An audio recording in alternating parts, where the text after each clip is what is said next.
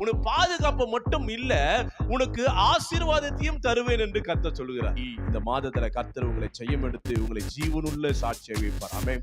எப்படிப்பட்ட தேவைகள் மத்தியில் இன்னைக்கு வந்திருந்தாலும், இந்த செய்தியை கேட்டாலும், இந்த 4வது மாதத்துக்குள்ள நீ காலடி வைத்திருந்தாலும், இந்த மாதத்துல கர்த்தர் உங்கள் பயங்களை நீக்கி ஜெயமாய் மாற்றுவார். ஆமென். கர்த்தர் உங்களுக்கு கேடகமும் மகா பெரிய பலனுமாய் இருக்கிறார் என்று கர்த்தர் இன்னைக்கு உங்களுக்கு ப்ராமிஸ் பண்றாரு.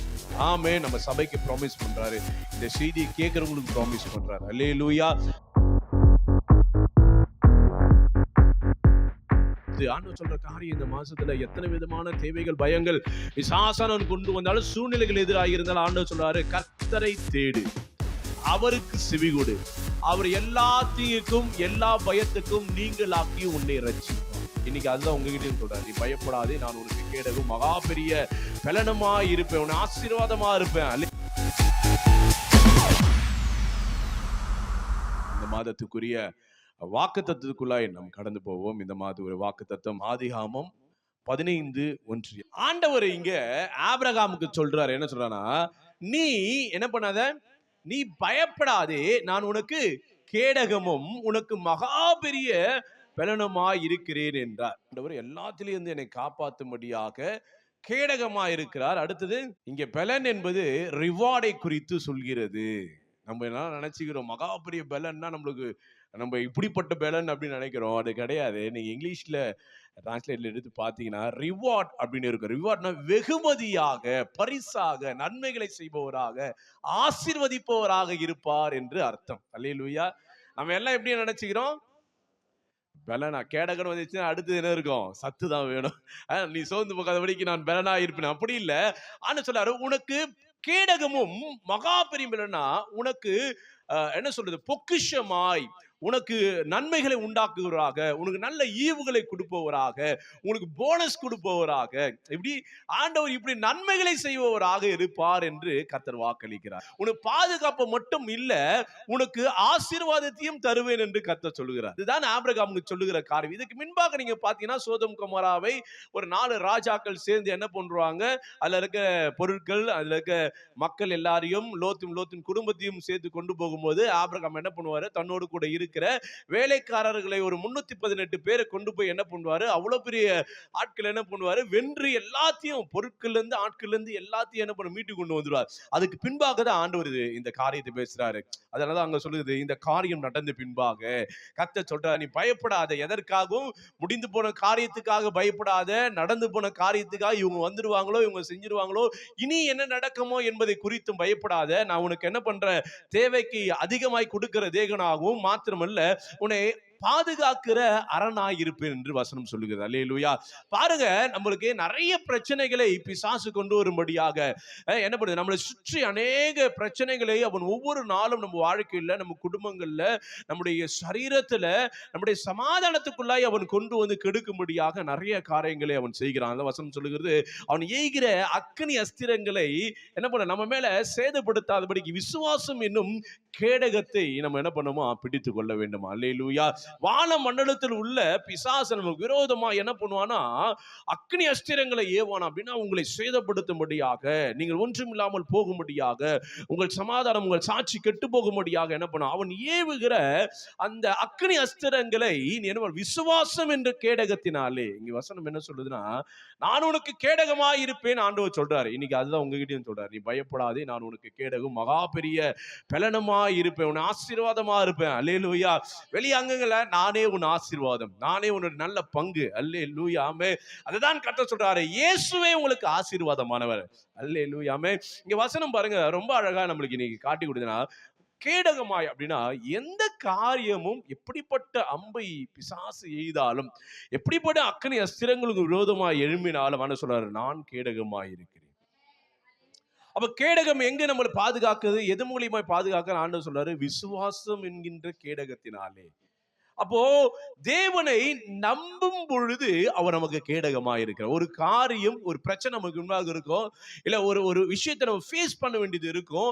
அப்ப நம்ம ஒரு விதமான நர்வஸ் இருக்கும், ஒரு பதட்டம் இருக்கும், ஒரு பயம் இருக்கும். ஆண்டவர் சொல்றாரு, நீ என்னை நம்பிட்ட அப்படின்னா அந்த காரியம் எல்லாம் உன்னை சேதப்படுத்தாதபடிக்கு, அதை ஆட்கொள்ளாதபடிக்கு நான் என்ன பண்ணுவேன், கேடகமா இருப்பேன். எப்படிப்பட்ட காரியங்கள் ஆமென் வந்தாலும் சரி, உன்னை என்ன பண்ண, என்னை தாண்டி தான் உன்னை வரணும், என்னை உடைச்சிட்டு என் வல்லமையை மீறி தான் உனக்குள்ள வரணும். அல்லேலூயா. யோசிச்சு பாருங்க, பயம் என்பது ரொம்ப ரொம்ப ரொம்ப நம்ம வாழ்க்கையில தேவனை விட்டு பிரிக்கிற ஒரு விஷயம், வேறு விதமான சிந்தையை கொண்டு போகிற விஷயம். அதனால தான் ஆண்டவர் சொல்றாரு, நீ பயப்படாது என்று சொல்லிட்டு சொல்றாரு, நான் உனக்கு கேடகமும்.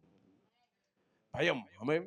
பயம் நம்மளுடைய வேற ஒரு திங்கிங்குள்ள கொண்டு போகும். விசுவாசம் என்கின்ற பார்வையிலிருந்து பயம் அவிசுவாசம் என்ற பார்வைக்குள்ளாய் நம்ம கொண்டு போகிற ஒரு காரியம். அல்லேலூயா.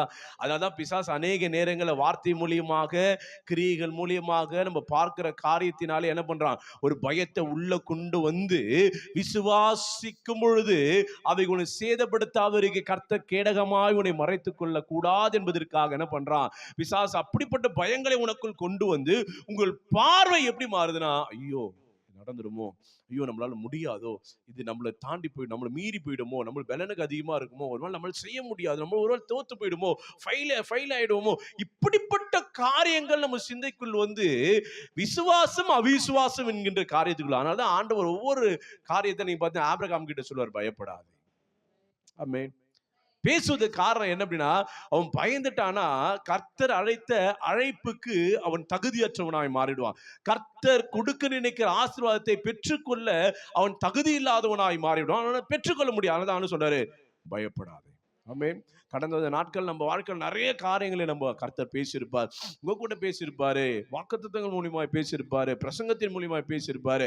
ஆனா அந்த வார்த்தைகள்லாம் அநேக நேரங்களில் என் வாழ்க்கையில் கிரியை செய்ய நினைக்கும் பொழுது, அதற்குரிய காலகட்டமும் தருணமும் வரும் பொழுது, கர்த்தருடைய பார்வை என் மேல் இருக்கும் பொழுது, அதுக்கு முன்னாடி பிசாசு என்ன பண்ணிடுறான், சில சூழ்நிலைகளை கொண்டு வந்து, ஆமென், சில பயங்களை உள்ள கொண்டு வந்து, யோபு சொல்றாரு, நான் பயப்பட்ட காரியம் எனக்கு நேரிட்டது. ஆமென். அல்லேலூயா.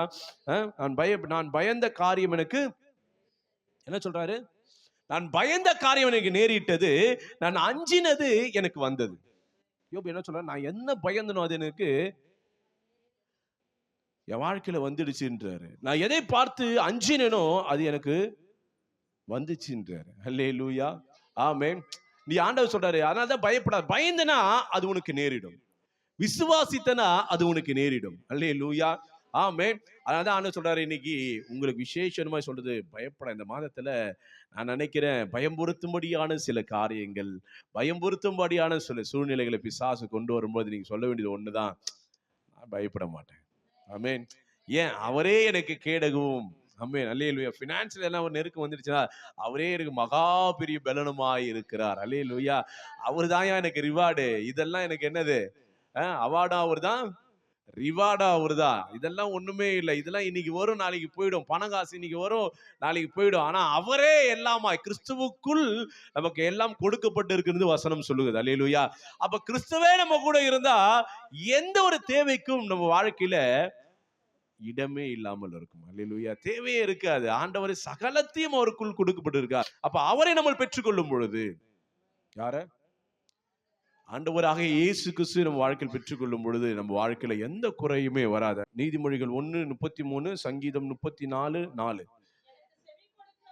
இந்த ரெண்டு காரியம் ஒரே விதமான ரிலேட்டடான ஒரு காரியத்தை நம்மளுக்கு காட்டுது. என்னன்னா, எனக்கு செவி கொடுக்கிறவன் எவனோ அவன் விக்கிரமின்றி வாசம் பண்ணி ஆபத்துக்கு பயப்படாமல், எப்படி பயப்படாமல் அமைதியா இருப்பான்.